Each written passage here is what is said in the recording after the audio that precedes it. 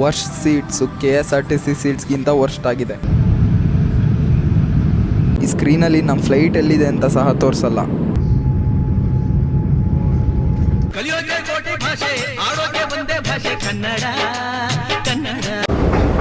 Hi ಎಲ್ರಿಗೂ ನಮಸ್ಕಾರ guys, ನಾನು ನಿಮ್ಮ ತುಮಕೂರು ಹುಡುಗ ಯಶವಂತ್.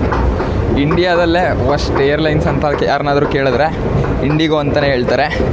ಇವತ್ತು ಇಂಡಿಗೋ ಅಲ್ಲಿ ಲಂಡನ್ನಿಂದ ಬೆಂಗಳೂರಿಗೆ ಟ್ರಾವೆಲ್ ಮಾಡ್ತಾಯಿದ್ದೀನಿ. ಬನ್ನಿ ಎಕ್ಸ್ಪೀರಿಯೆನ್ಸ್ ಹೆಂಗಿರುತ್ತೆ ಅಂತ ಹೇಳ್ಬಿಟ್ಟು ಫುಲ್ ಟೋಟಲ್ ನಿಮ್ಗೆ ತೋರಿಸ್ತೀನಿ.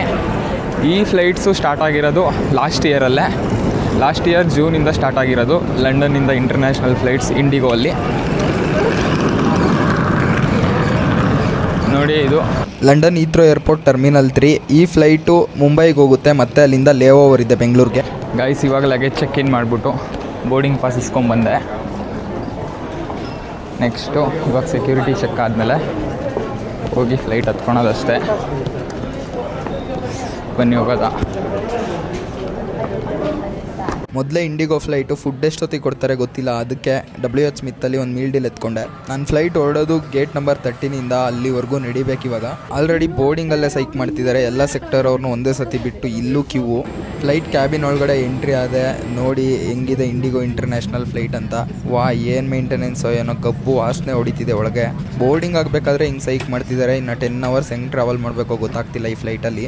ಈ ಸೀಟ್ಗಳು ನೋಡಿ ಹೆಂಗಿದೆ, ಗೌರ್ಮೆಂಟ್ ಬಸ್ ಸೀಟ್ಗಳ ಥರನೇ ಇದೆ. ಇದು ಗೊತ್ತಿದ್ದೆ ನಾನು ಎಕ್ಸ್ಟ್ರಾ ಲೆಗ್ ಸ್ಪೇಸ್ ಇರೋ XL ಸೀಟ್ ಬುಕ್ ಮಾಡಿದ್ದೆ. ಈ XL ಸೀಟ್ಗೆ 4,000 ಎಕ್ಸ್ಟ್ರಾ ಚಾರ್ಜ್ ಮಾಡ್ತಾರೆ. ಆದ್ರೂ ಪರವಾಗಿಲ್ಲ. ಈ ಸೀಟು ಬುಕ್ ಮಾಡ್ಕೊಂಡಿರಲಿಲ್ಲ ಅಂದರೆ ಬರೀ ಕಾಲು ನೋವಲ್ಲೇ ಸತ್ತೋಗ್ಬೇಕಿತ್ತು ನಾನು ಟ್ರಾವೆಲಲ್ಲಿ. ಕ್ಯಾಬಿನ್ ಕ್ರೂ ಅವರು ಇನ್ಸ್ಟ್ರಕ್ಷನ್ ಕೊಡೋಕ್ಕೆ ಸ್ಟಾರ್ಟ್ ಮಾಡಿಕೊಂಡ್ರು. ಪರವಾಗಿಲ್ಲ, ಈ ಫ್ಲೈಟ್ ಪಂಕ್ಚುಯಲ್ ಆಗೇ ಇದೆ. ಎಕ್ಸಾಕ್ಟ್ ಟೈಮ್ಗೆ ಟೇಕ್ ಆಫ್ ಆಯಿತು. ವೆದರ್ ಪ್ರಾಪರ್ ಆಗಿತ್ತು ಅದಕ್ಕೆ ಅನಿಸುತ್ತೆ. ಕರೆಕ್ಟ್ 8:30 8:30ಗೆ ಟೇಕ್ ಆಫ್ ಆಯಿತು. ಈ ಫ್ಲೈಟ್ ಅಂತಲ್ಲ, ಎಲ್ಲ ಫ್ಲೈಟಲ್ಲೂ ಈ ಮಕ್ಕಳು ಅಳೋ ಸೌಂಡ್ ಮಾತ್ರ ದೊಡ್ಡ ಇರಿಟೇಷನ್ ಅನ್ಕೋತೀನಿ. ಟೇಕ್ ಆಫ್ ಆಗಿ ಲ್ಯಾಂಡ್ ಆಗೋವರೆಗೂ ಅಳ್ತಾನೆ ಇರ್ತವೆ. ಇನ್ನು ಎಂಟರ್ಟೈನ್ಮೆಂಟ್ ಸಿಸ್ಟಮ್ ಬಗ್ಗೆ ಮಾತಾಡಬೇಕು ಅಂದರೆ ಟಚ್ ಪ್ಯಾಡೇ ಕ್ಲೀನಾಗಿ ವರ್ಕ್ ಆಗೋಲ್ಲ. ಟಚ್ ಪ್ಯಾಡ್ ಬಿಡಿ, ಅದರಲ್ಲಿ ಏನು ಅಂತ ಚೆನ್ನಾಗಿರೋ ಮೂವೀಸು ಇಲ್ಲ, ಏನೂ ಇಲ್ಲ. ಓಪನ್ ಆಗೋಕ್ಕೆ ಟೈಮ್ ಲ್ಯಾಗ್ ಆಗುತ್ತೆ. ಮತ್ತು ಯಾವುದಾದ್ರೂ ಮೂವಿ ನೋಡೋಣ ಅಂತ ಹೋದರೆ ಪ್ಲೇ ಮಾಡಿದ ಮೂವಿಗಳು ಕೂಡ ಲ್ಯಾಗ್ ಆಗುತ್ತೆ. ಏನಕ್ಕೆ ಅಂತ ಗೊತ್ತಿಲ್ಲ. ಕೊಟ್ಟಿದ್ದು ಇಯರ್ಫೋನ್ಸ್ ಕರೆಕ್ಟಾಗಿರಲಿಲ್ಲ. ಜೊತೆಗೆ ಎಲ್ಲ ಏರ್ಲೈನ್ಸಲ್ಲೂ ಒತ್ಕೊಳ್ಳೋಕೆ ಬ್ಲ್ಯಾಂಕೆಟ್ ಆದರೂ ಕೊಡ್ತಾರೆ, ಇಲ್ಲ ಅದು ಸಹ ಕೊಟ್ಟಿಲ್ಲ. ಮತ್ತು ಬೇರೆ ಏರ್ಲೈನ್ಸಲ್ಲೆಲ್ಲ ಫ್ಲೈಟ್ ಎಲ್ಲೋಗ್ತಿದೆ ಅಂತ ಹೇಳ್ಬಿಟ್ಟು ನ್ಯಾವಿಗೇಷನ್ ಕ್ಲೀನಾಗಿ ತೋರಿಸ್ತಿರುತ್ತೆ. ಬಟ್ ಈ ಫ್ಲೈಟಲ್ಲಿ ನಿಮ್ಮ ಫ್ಲೈಟ್ ಯಾವ ಆಲ್ಟಿಟ್ಯೂಡಲ್ಲಿದೆ ಮತ್ತು ಯಾವ ಸ್ಪೀಡಲ್ಲಿ ಹೋಗ್ತಿದೆ ಅನ್ನೋದೊಂದು ಬಿಟ್ಟು ಬೇರೆ ಏನು ತೋರಿಸಲ್ಲ. ನೀವು ಎಲ್ಲಿದ್ದೀರಾ, ಏನು ಕತೆ, ಏನಂದರೆ ಏನೂ ಗೊತ್ತಾಗಲ್ಲ. ಅಟ್ಲೀಸ್ಟ್ ಆಚೆ ನೋಡ್ಕೊಂಡು ಟೈಮ್ ಪಾಸ್ ಮಾಡೋಣ ಅಂದರೆ ನಾನು ಕೂತಿದ್ದ ಸೀಟಲ್ಲಿ ವಿಂಡೋನೇ ಕ್ಲಿಯರ್ ಆಗ್ತಿರ್ಲಿಲ್ಲ. ಮತ್ತು ಈ ಫ್ಲೈಟಲ್ಲಿ ಯಾವುದೇ ವೈಫೈಯೂ ಸಿಗಲ್ಲ. ಇದನ್ನೆಲ್ಲ ನಾನು ಮುಂಚೆನೇ ಯೋಚನೆ ಮಾಡಿ 3 to 4 ಮೂವೀಸ್ ಡೌನ್ಲೋಡ್ ಮಾಡ್ಕೊಂಬಂದಿದ್ದೆ. ನನಗೆ ಹೊಟ್ಟೆ ಹಸಿಯೋಕ್ಕೆ ಸ್ಟಾರ್ಟ್ ಆಯಿತು. ಎಷ್ಟೊತ್ತಾದರೂ ಮೀಲೇ ಸರ್ವ್ ಮಾಡ್ತಿಲ್ಲ ಇವರು. ಫೈನಲಿ ಫುಡ್ ಸರ್ವ್ ಮಾಡಿದ್ರು. ಪರವಾಗಿಲ್ಲ, ಒಂದು ರೇಂಜಿಗೆ ಚೆನ್ನಾಗಿತ್ತು. ಡೆಸರ್ಟ್ ಅಂತೂ ಸಖತ್ತಾಗಿತ್ತು. ಬಟ್ ಫ್ಲೈಟಲ್ಲಿ ಫುಡ್ ಅಂದರೆ ಏರ್ ಇಂಡಿಯಾ ಅವ್ರಿಗೆ ಬೇರೆ ಯಾರ್ದು ಕಂಪೇರೇ ಮಾಡೋಕ್ಕಾಗಲ್ಲ, ಅಷ್ಟು ಮಸ್ತಾಗಿರುತ್ತೆ. ದೆನ್ ವಾಶ್ರೂಮ್ ವಿಷಯಕ್ಕೆ ಬಂದರೆ ವಾಶ್ರೂಮ್ ಅಂತೂ ಹೆವಿ ವರ್ಸ್ಟ್ ಆಗಿತ್ತು ಅಂದ್ಕೊಳ್ಳಿ. ಕ್ಲೀನೇ ಮಾಡಿರಲಿಲ್ಲ. ಬಿನ್ಸ್ ಎಲ್ಲ ಫಿಲ್ ಆಗಿತ್ತು. ಇಂಡಿಗೋಯಿಂದ ನಾವಿನ್ನೇನು ಎಕ್ಸ್ಪೆಕ್ಟ್ ಮಾಡೋಕ್ಕೆ ಸಾಧ್ಯ ಹೇಳಿ.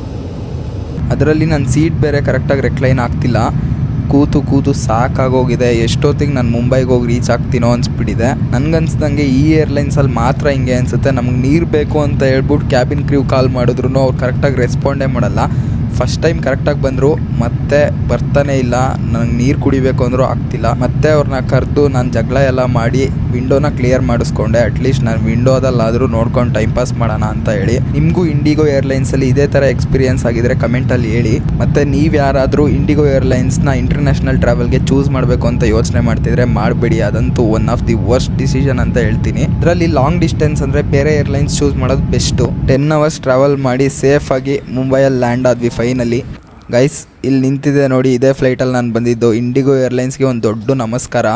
ನಾನಿವಾಗ ಟರ್ಮಿನಲ್ 3ಯಲ್ಲಿ ಲ್ಯಾಂಡ್ ಆಗಿರೋದು. ಫಸ್ಟ್ ನಾನು ಇಲ್ಲಿಂದ ಬ್ಯಾಗೇಜ್ ಕಲೆಕ್ಟ್ ಮಾಡ್ಕೊಬೇಕು. ನಾನಿವಾಗ ಟರ್ಮಿನಲ್ 3ಯಲ್ಲಿ ಇಮಿಗ್ರೇಷನ್ ಎಲ್ಲ ಮುಗಿಸ್ಕೋಬೇಕು. ಬ್ಯಾಗೇಜ್ ಕಲೆಕ್ಟ್ ಮಾಡಿಕೊಂಡು ಇಮಿಗ್ರೇಷನ್ ಎಲ್ಲ ಮುಗಿಸ್ಕೊಂಡು ಈಚೆ ಬಂದೆ. ಇವಾಗ ಟರ್ಮಿನಲ್ 3ಯಿಂದ ಟರ್ಮಿನಲ್ 2ಗೆ ಹೋಗಬೇಕು. ಅದಕ್ಕೆ ಈ ಏರ್ಲೈನ್ಸ್ ಅವ್ರದ್ದೇ ಕೋಚ್ಗಳಿರುತ್ತೆ. ಆ ಕೋಚಲ್ಲಿ ಕರ್ಕೊಂಡು ಹೋಗ್ತಾರೆ. ಬಟ್ ನಾವೇನು ಪೇ ಮಾಡಬೇಕಿರಲ್ಲ ಇದಕ್ಕೆ. ನಾನು ಓಡಾಡಿರೋದ್ರಲ್ಲೇ one of the worst coach ಅಂತಲೇ ಹೇಳ್ತೀನಿ ಇದನ್ನು. ನಮ್ಮ ಕರ್ನಾಟಕದಲ್ಲಿ KSRTC ಬಸ್ಗಳೇ ಎಷ್ಟೋ ಬೆಸ್ಟು. ಈ ಮುಂಬೈಯಲ್ಲಿ ಈ ಸೆಕೆಯಲ್ಲಿ ಹೋಗ್ತಾ ಇದ್ದರೆ ಎಷ್ಟು ಹಿಂಸೆ ಅನಿಸ್ತಿದೆ ಅಂದರೆ ಪ್ರತಿಯೊಂದು ಹತ್ರನೂ ನಾವು ಯಾಕಾದರೂ ಈ ಏರ್ಲೈನ್ಸ್ ಚೂಸ್ ಮಾಡಿದ್ವು ಅನ್ನಿಸ್ಬೇಕು. ಆ ಲೆವೆಲಿಗೆ ಹಿಂಸೆ ಆಗುತ್ತೆ ಪ್ರತಿಯೊಂದು ಹತ್ರನೂ. ಮುಂಬೈಯಲ್ಲಿ ಸೆಕೆ ಬೇರೆ ಹೆವಿ ಅಂದರೆ ಹೆವಿ. ಕೋಸ್ಟಲ್ ರೀಜನ್ ಅಲ್ಲ. ಈ ಬಸ್ಸಲ್ಲಿ ಒಂದು ಚೂರು ಗಾಳಿ ಆಡ್ತಿಲ್ಲ. ನಾನು ಫಸ್ಟ್ ಇವಾಗ ನನ್ನ ಗೋಲು ಹೋಗಿ ಟರ್ಮಿನಲ್ 2ಗೆ ರೀಚ್ ಆಗಿಬಿಟ್ಟು ಆಚೆ ಇಳಿಬೇಕು ಅನ್ನೋದೇ ನನ್ನ ಗೋಲ್ ಆಗಿಬಿಟ್ಟಿದೆ ಇವಾಗ. ಫೈನಲಿ ಟರ್ಮಿನಲ್ 2ಗೆ ಬಂದು ಇಳ್ಕೊಂಡು ಬ್ಯಾಗೇಜ್ ಚೆಕ್ ಇನ್ ಮಾಡಿದೆ. ಇದೇ ನೋಡಿ ಛತ್ರಪತಿ ಶಿವಾಜಿ ಏರ್ಪೋರ್ಟ್ ಮುಂಬೈ ಟರ್ಮಿನಲ್ 2. ಇಲ್ಲಿ ಬೋರ್ಡಿಂಗ್ ಸ್ಟಾರ್ಟ್ ಮಾಡಿದ್ರು. ಈ ಫ್ಲೈಟಲ್ಲಿ ನಾನು ಇನ್ನೊಂದು ಜಗಳನೇ ಮಾಡಬೇಕಾಯಿತು. ನಾನು ಬುಕ್ ಮಾಡಿದ್ದು ಎಕ್ಸೆಲ್ ಸೀಟು. ಈ ಫ್ಲೈಟಲ್ಲಿ ಎಕ್ಸೆಲ್ ಸೀಟೇ ಇರಲಿಲ್ಲ. ಫೈನಲಿ ಮುಂಬೈಯಿಂದನೂ ಫ್ಲೈಟ್ ಟೇಕ್ ಆಫ್ ಆಯಿತು ಬೆಂಗಳೂರು ಕಡೆಗೆ. ಎಷ್ಟು ವರ್ಷ ಅಂದರೆ ಎಕ್ಸೆಲ್ ಸೀಟ್ ಇಲ್ಲದೆ ಇರೋ ಫ್ಲೈಟಲ್ಲಿ ಎಕ್ಸ್ಟ್ರಾ ದುಡ್ಡು ಕಟ್ಟಿಸ್ಕೊಂಡು ಬುಕ್ಕಿಂಗ್ ಮಾಡಿಸ್ಕೋತಾರೆ. 2 hours 30 minutes ಟ್ರಾವೆಲ್ ಮಾಡಿ ಬೆಂಗಳೂರಿಗೆ ರೀಚ್ ಆದ್ವಿ ಮುಂಬೈಯಿಂದ. ಈ ಟೋಟಲ್ ಜರ್ನಿನೇ ಒಂದು ವರ್ಸ್ಟ್ ಎಕ್ಸ್ಪೀರಿಯನ್ಸು. ಹೆಂಗೋ ಸೇಫಾಗಿ ರೀಚ್ ಆದ್ವಿ ಅನ್ನೋದೇ ಒಂದು ಖುಷಿ. Finally reach Bengaluru. ಈ ವಿಡಿಯೋ ನೋಡಿದವ್ರು ಯಾರೂ ಇಂಡಿಗೋ ಡೊಮೆಸ್ಟಿಕ್ ಫ್ಲೈಟ್ಸ್ ಕೂಡ ಚೂಸ್ ಮಾಡೋಕ್ಕೆ ಹೋಗಬೇಡಿ. ಅದಂತೂ ವರ್ಸ್ಟ್ ಎಕ್ಸ್ಪೀರಿಯನ್ಸ್ ಅಂತ ಹೇಳ್ತೀನಿ. ವಿಡಿಯೋ ಇಷ್ಟ ಆಗಿದರೆ ಲೈಕ್ ಮಾಡಿ, ಸಬ್ಸ್ಕ್ರೈಬ್ ಮಾಡಿ. ನೆಕ್ಸ್ಟ್ ವಿಡಿಯೋದಲ್ಲಿ ಸಿಗೋದಾ ಗೈಸ್. ಬಾಯ್ ಬಾಯ್.